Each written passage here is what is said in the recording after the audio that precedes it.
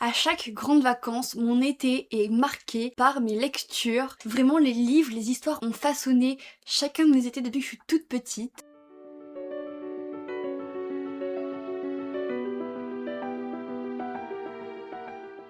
Hello les amis, bienvenue sur Radio Livre. Aujourd'hui on se retrouve pour une vidéo pâle d'été, parce que l'été c'est le moment où je peux lire autant de livres que je le peux, entre guillemets, que je le veux. C'est le moment du temps libre, des aventures, et les aventures, je les ai souvent vécues dans les livres. Et cette année, j'ai pas beaucoup d'aventures à vivre cet été, donc j'ai une pile à lire qui est assez phénoménale. Attendez, elle est un peu lourde aussi. Je ne pense honnêtement pas lire tout ça cet été. Si j'y arrive, tant mieux. Si j'y arrive pas, tant pis. Le but c'est pas de mettre la pression à lire un livre par semaine. Le but c'est juste de vivre des aventures à travers les livres. Et là ce qui est bien c'est qu'avec les livres, les aventures on peut les choisir. Et cette année je voulais un été un peu créatif, un peu de découverte, d'exploration. Comme c'est un peu compliqué de vous parler de livres qu'on a genre jamais lus, je vais vous dire pourquoi est-ce que j'ai envie de lire ces livres. Donc cet été j'ai, comme vous avez pu le voir, 8 livres, une bonne pile à lire. Dans ma pile à lire, il y a vraiment de tout âge, de tout genre. Il y a de la dystopie, du contemporain, de la romantaisie, et de l'adulte, du roman jeunesse, et beaucoup de young adulte, parce que c'est le genre dans lequel je me retrouve le plus, young adulte. Comme je vous ai dit, les livres, ça façonne un petit peu l'été que j'ai envie de vivre. Et donc, dans mes livres à lire, il y a des livres d'été, de voyages de découverte, notamment celui-là, Ash and Rose.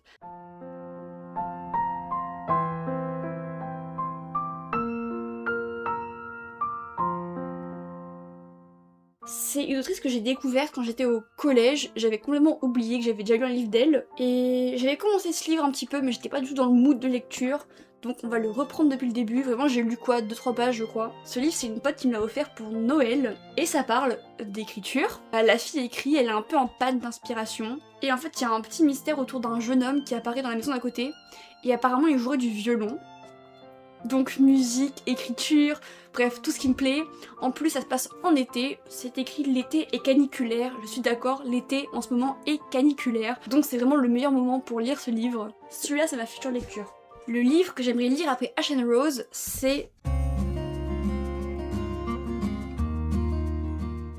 Nina perd le Nord. Celui-là pour le coup il fait un peu jeunesse. Ce que je sais de ce livre, c'est que Nina a perdu sa mère, elle vit avec son père, et elle reçoit un héritage d'une tante qu'elle connaît pas, qui demande à ce qu'il disperse ses cendres en Suède, et donc ils partent en voyage en Suède. J'ai vraiment pris ce livre juste parce qu'il y avait de la voiture qui promettait un petit road trip. En plus ça se passe en Suède, tous les pays nordiques, j'adore, la Norvège, j'ai déjà été, c'était incroyable, la Suède, le Canada, ça a l'air d'être juste hyper agréable pour l'été. Et en plus si ça parle de road trip, moi je vais kiffer. Pour le prochain livre, on part dans un tout autre genre. C'est le syndrome du spaghetti de Marie Vareille.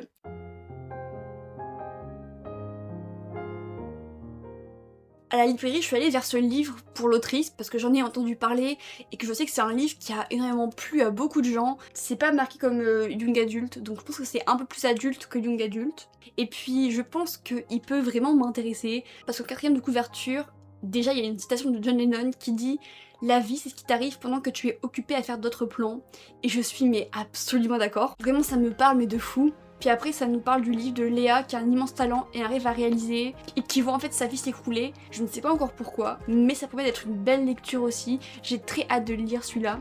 Ensuite, pour changer encore de genre, on revient sur du jeunesse et de la dystopie avec Néo de Michel Bussy.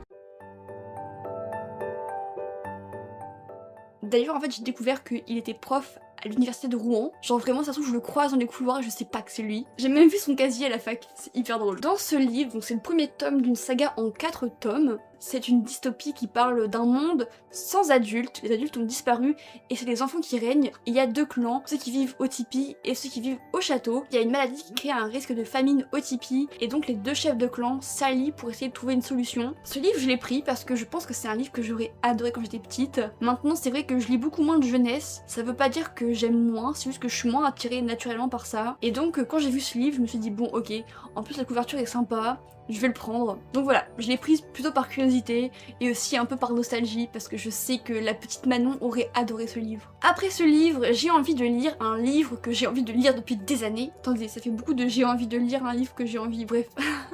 Le livre en question, c'est Nos plus belles années de Clara Hérault.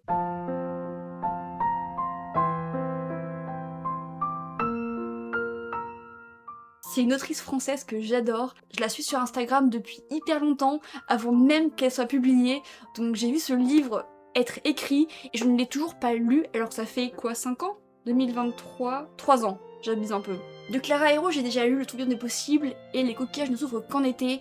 Et c'est des livres dont je suis tombée littéralement amoureuse. Les deux me parlaient énormément. Et si j'ai pas lu encore ce livre-là, c'est parce que je pense qu'il me parlait un peu moins, parce que ça m'a l'air de parler de fac très classique, et c'est vrai que c'est pas forcément ce que j'ai fait, donc ça me parle beaucoup moins. Qui sait, peut-être que ça me parlera quand même. Et comme ça parle de fac, je pense que je le lirai plus en août quand on se rapproche de la rentrée. Après, une autrice que je connais aussi et dont j'ai adoré ses livres, c'est Lilibelle de Cholet. Elle en a sorti un que je n'ai pas vu passer, c'est Danser entre nos silences.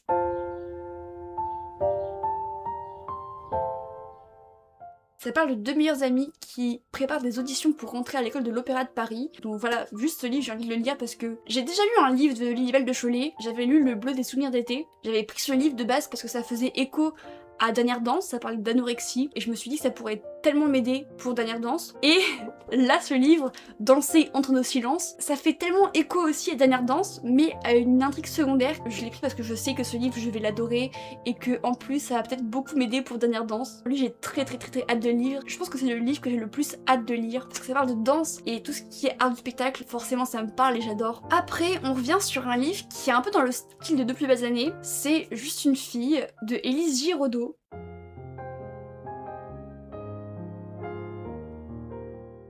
Donc déjà, on parle de cette couverture qui est magnifique. Ça parle tellement en fait. Genre, il y a une fille qui est brisée, on ne sait pas par quoi, mais elle est brisée. On voit qu'il y a de la douleur, mais en même temps c'est coloré. Et la couverture me parle tellement. Je sais qu'on choisit pas un livre pour la couverture, mais là pour le coup, je pouvais pas le laisser passer. Et si je vous ai dit que c'était un peu comme Nos plus belles années, c'est parce que ça parle d'un frère et sœur qui vont en école d'ingénieur dans la même école. Et il y a littéralement écrit « Ce sera la plus belle époque de leur vie ».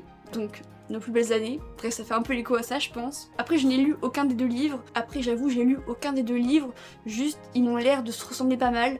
Donc je trouve ça intéressant, je pense, de les lire avec un peu d'espace pour pouvoir les comparer et justement comprendre qu'en fait, il y a tellement d'histoires qui sont entre guillemets semblables, mais qui sont racontées d'une façon différente. Parce que chacun a sa façon de raconter les choses avec sa propre vie, sa propre expérience. Et ça peut m'apprendre beaucoup, je pense, sur l'écriture, à accepter qu'entre guillemets, tout a déjà été écrit, mais que parce que c'est nous qui l'écrivons, c'est forcément différent et c'est forcément unique. Bref, c'était le petit point écriture. Et le dernier livre, c'est Tempête à Fermont.